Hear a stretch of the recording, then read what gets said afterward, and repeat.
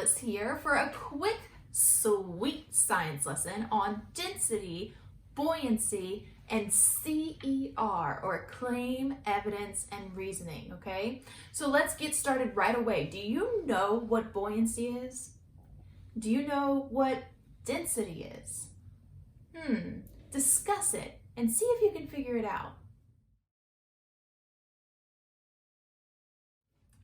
So buoyancy is the ability or tendency for an object to float, most of the time in water, okay? And density is a measurement that compares the amount of matter an object has to its volume, or in other words, how compact an object is. And an object's density goes hand in hand with its buoyancy. If an object is too dense, it has a less chance of being able to float or be buoyant. So we're going to test that right now.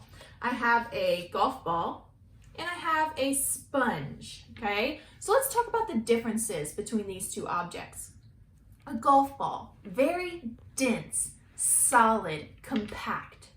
A sponge is bigger, but it has a lot of air bubbles and air pockets. Do you think that affects its ability to float? Let's test this theory with our experimentation tank. So, what do you think is going to happen? Here goes the golf ball. And here goes the sponge. The golf ball sinks, but the sponge floats. Why is that? Well, thanks to Archimedes, an ancient Greek mathematician, we know now that if an object being placed in water is less than the weight of the water that's being displaced, that object is going to float. So what do I mean by water being displaced? Well, if you look real closely when I put this golf ball in the water level is going to rise just a little bit.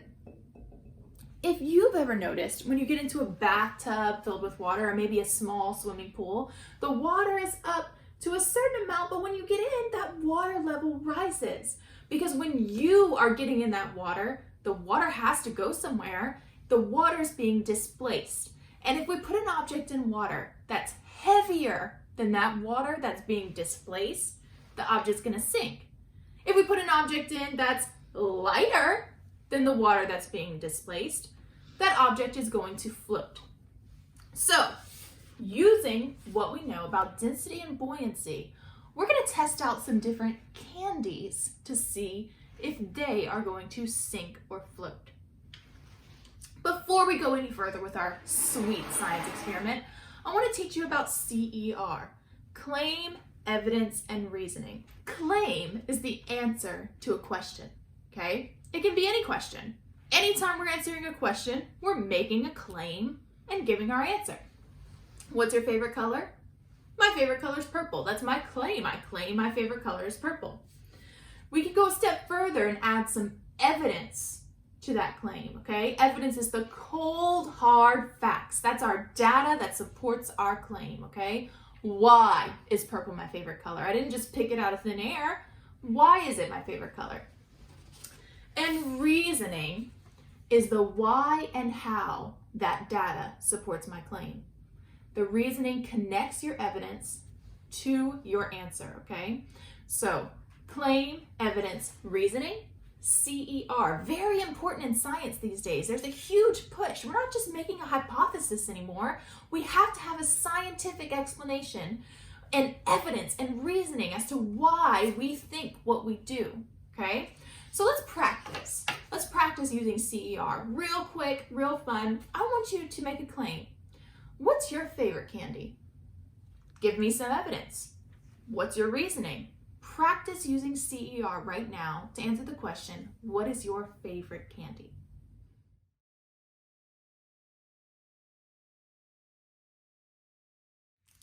I claim my favorite candy is a Snickers.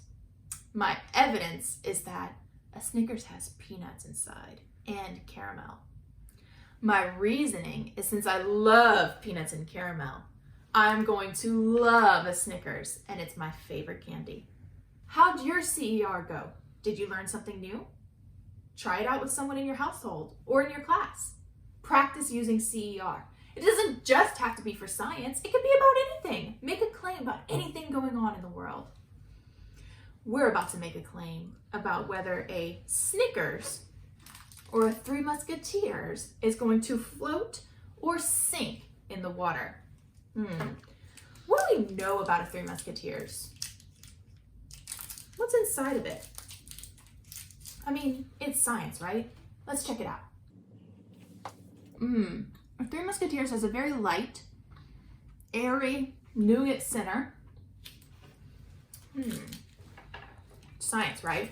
Let's just test out a Snickers.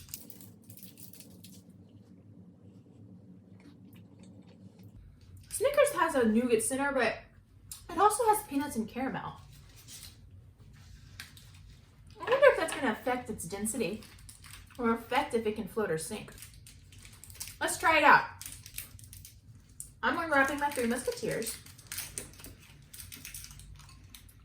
Right here.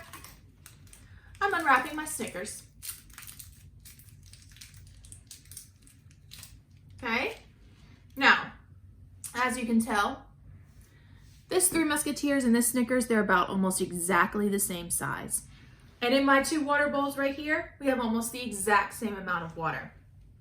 So, my variables are as consistent as possible. And now I'm going to try my Snickers and my Three Musketeers. Real quick, make a claim. Which one do you think is going to sink? Which one do you think is going to float?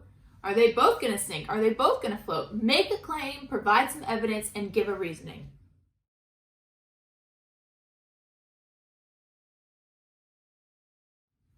All right, let's try it out. Let's start with our Snickers. Here it goes. Ooh, the Snickers sank. Let's try our Three Musketeers. It's floating! So why'd that happen? Knowing what we know now about density and buoyancy, can you explain why did the Three Musketeers float? Why did the Snickers sink?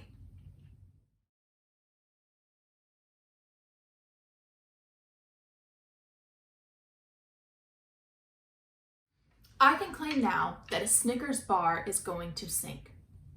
My evidence is that a Snickers has peanuts.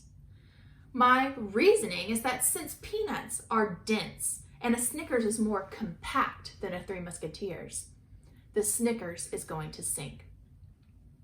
We can make claims, provide evidence, and give reasoning for everything in the world around us. I want you to go practice testing out if objects are going to sink or float. You could try it with candy. You could try it with common household objects like a golf ball or a sponge. You can try it with anything, but I want you to practice making a claim about it and give evidence and reasoning to support your answer. Give it a shot.